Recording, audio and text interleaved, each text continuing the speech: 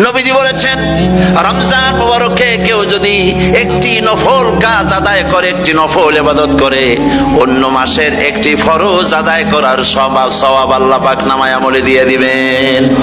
রমজান মুবারকে কেউ যদি একটি ফরজ আদায় করে, অন্য মাসের 70টি ফরজ আদায় করার মতো সওয়াব আমল নামায় আল্লাহ দিয়ে দিবেন। সুবহানাল্লাহ। এই মাস আমাদের সামনে। আল্লাহু আকবার বলি, আল্লাহু আকবার বলি, আলহামদুলিল্লাহ। এই পবিত্র মাস আমাদের সামনে। সারা জীবন, সারা মাস অন্যায় করার পরে, গুনাহ করার পরে মানুষের অন্তঃকরণে কালিমা লেগে যায়। আল্লাহ রাব্বুল আলামিন রমজান মুবারকের একটা ব্যবস্থা করেছেন, ইঞ্জিন ওভারহোলিং এর মতো, ইঞ্জিন ডাউন দেওয়ার মতো।